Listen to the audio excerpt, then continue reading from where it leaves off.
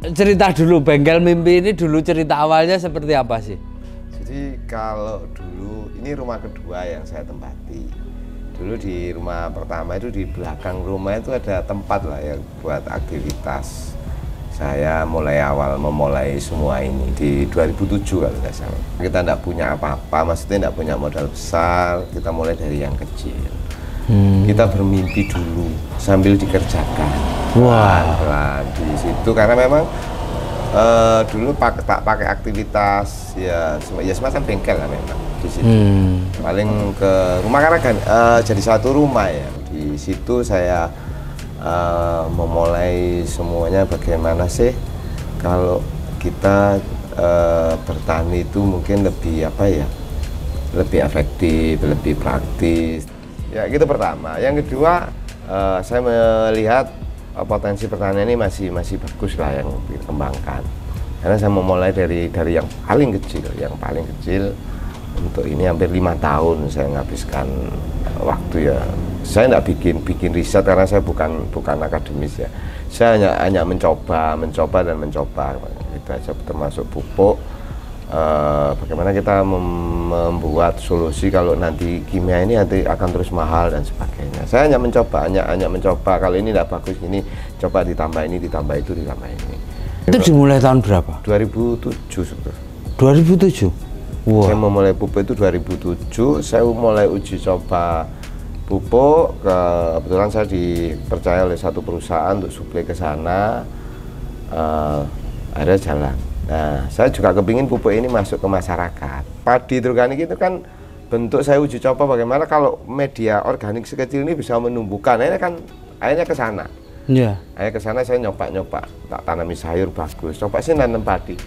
Ndak kebayang itu mau riset ini ndak. Itu aja hanya menjalani aja sebetulnya.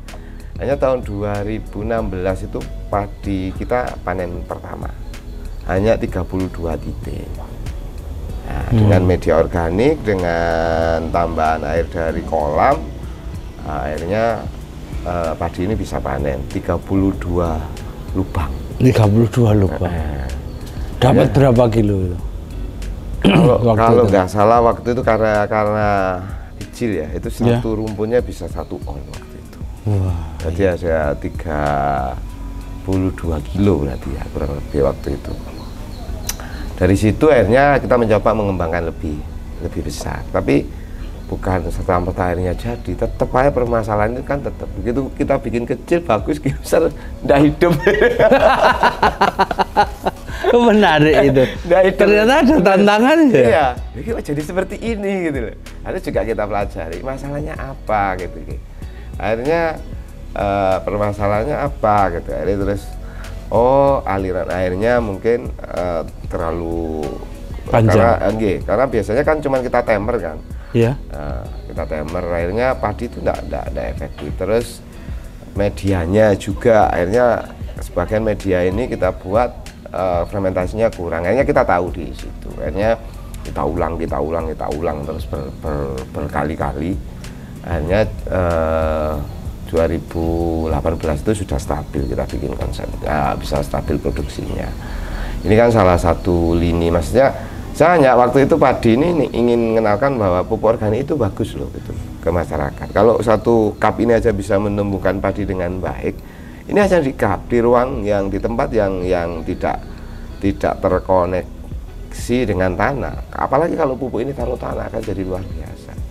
Sebenarnya kan itu, ini kan kembali ke kesuburan tanah dan sebagainya, karena peningkatan produktivitas lahan itu yang jelas sangat tergantung ke tingkat kesuburan tanahnya. Walaupun pupuknya bagus dan sebagainya, tapi kalau tanah ini tidak subur, otomatis juga akan terpengaruh dengan hasilnya kan.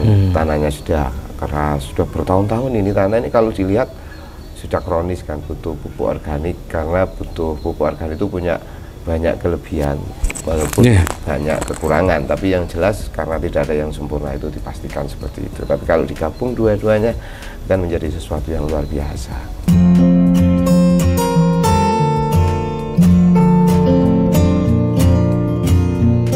Berarti kalau sekarang jumlah karyawan berapa? Ada 12. 12. Itu unit usaha dibagi seperti apa? Saya punya lini produksi pupuk. Pupuk itu ada 2.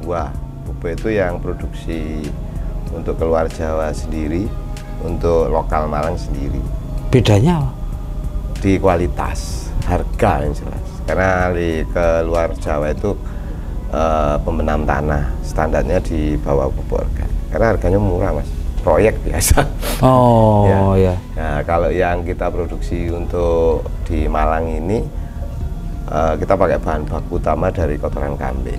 Sudah dimix dengan bahan yang lain ya.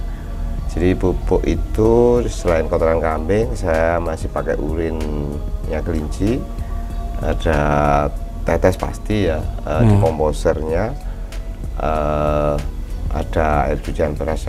Intinya gini, saya bikin pupuk itu namanya pupuk organik majemuk. Jadi karena majemuk itu kan bahannya tidak satu. Jadi beberapa bahan kita gabungkan untuk mendapatkan satu kualitas pupuk yang baik. Dari bahan misalnya kotoran serundil, ini EN-nya kan rendah. Untuk meninggikan ini harus kita kasih urin kan itu untuk meninggikan. Jadi biar pupuk ini punya kualitas yang baik. Karena petani sekarang itu kan minta instan. Betul sekali. Jadi begitu dia beli pupuk organik seolah-olah dia kayak dibandingkan dengan pupuk kimia, begitu diberikan ke tanamannya, dia minta responnya tanaman ini cepat. Tolong dino wis ijo gitu. Nah, akhirnya sanjamnya bukan 3 hari tapi 7 hari begitu kita aplikasikan ini bisa dilihat efeknya. Yang penting dia sudah kena air. Akhirnya ini pun ya karena saya diajari oleh petani. Maunya petani itu gimana sih kan, minta pupuknya yang bagaimana. Hanya kita belajar dari sana, dari pasarnya. Pasar itu minta kayak apa gitu. Bukan kita bikin produk terus kita enggak. Yang penting ini loh bagus. Cuman akhirnya kita bersharing sama petani dan sebagainya, mintanya kayak apa gitu.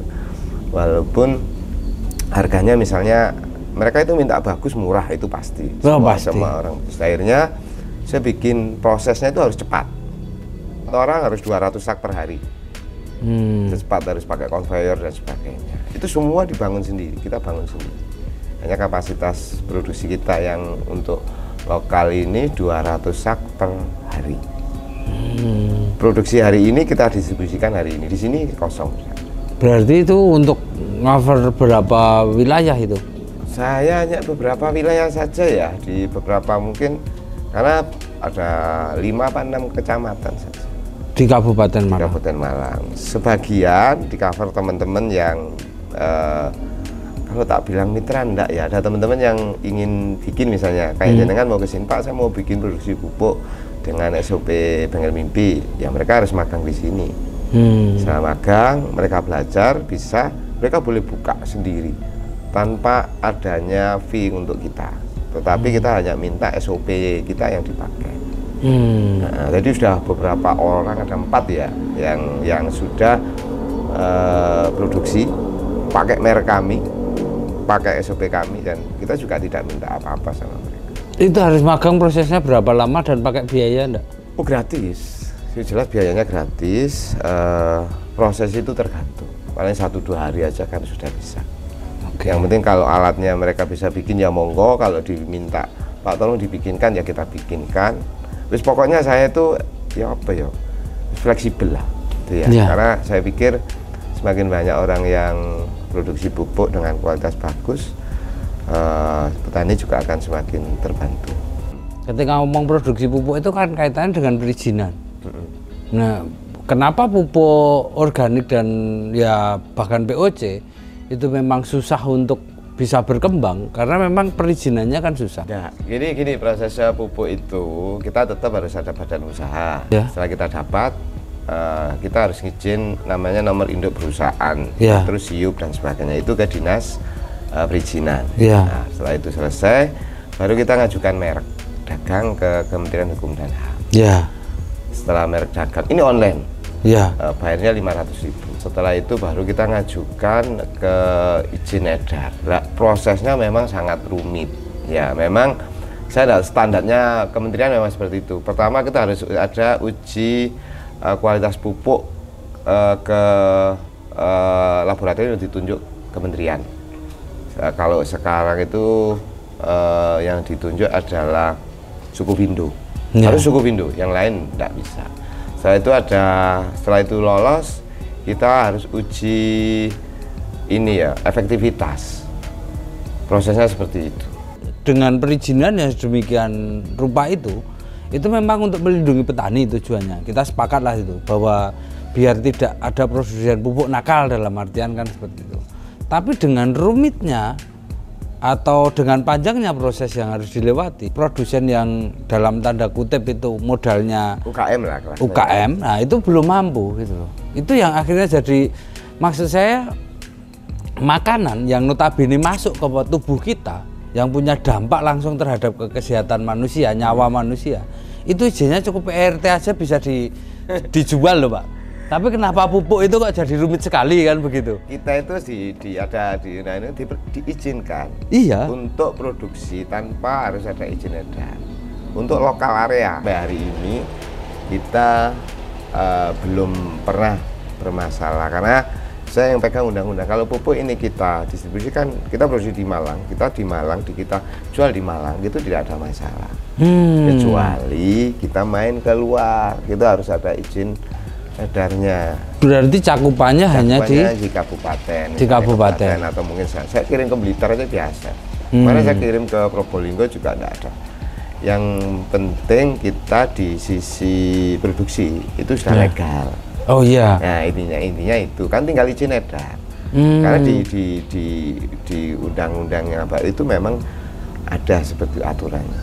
Itu tidak nyalai aturan kita. Kecuali kita mau masuk ke lini proyek, itu beda lagi. Oh iya.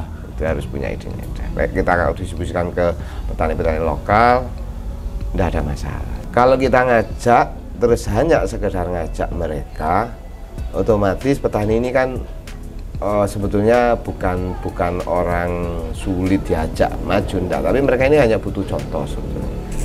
Ya, jadi misalnya kayak di daerah kemarin di Pagak gitu ya, di daerah kecamatan sana, kita bikin dam dulu. Kita gabung sama mereka. Kalau ada lahan enggak Pak yang buat uji coba itu, atau mungkin harus kita sewa ya monggo kita sewa. Kalau kita enggak luas ke uji coba, mereka ini kita buat belajar bareng di sana. Kalau mereka sudah tahu buktinya, mereka itu enggak usah disuruh. Nggak usah, Pak beli pupuk saya nggak usah. Hanya mereka dengan sendirinya, Pak dengan pupuk seperti ini lebih efisiensi, tandanya jadi subur, produktivitasnya naik. Mereka akan tahu. Karena mereka tahu, otomatis mereka akan ikut. Karena ikut, kalau toh saya beri peluang, kalau ada kelompok yang mau produksi, monggo Pak, nggak harus beli ke saya. Nggak ada masalah bagi saya. Saya pikir semakin banyak orang yang produksi, tingkat kesadaran masyarakat juga akan semakin tinggi. Karena dengan menggunakan pupuk organik, banyak kan ada di sekitar kita. Kita produksi hari ini, bisa distribusikan hari ini. Jadi di fermentasi itu tetap tidak di tanah, tapi begitu kita giling, kita campur mikroba dan semuanya kita make itu, fermentasinya di karung. Nanti kita kirim, kayak tadi kita kirim ke Dampit ya Mas? Ke Dampit, Pak ini pemakaiannya 10 hari lagi. Lebih efektif. Saya belajar dari keadaan. Akhirnya satu karung pupuk kita itu hanya kita jual yang ukurannya 40 kilo itu kita jual hanya 25.000 nyampe ke tempat. Itu dari kotoran kambing Mas. Jadi dengan kualitas yang baik. Standar sudah labnya sudah ikut masuk di standar pupuk, ikut di standar SNI. Intinya kalau sekarang Mas, peluang bisnis di pupuk organik itu besar.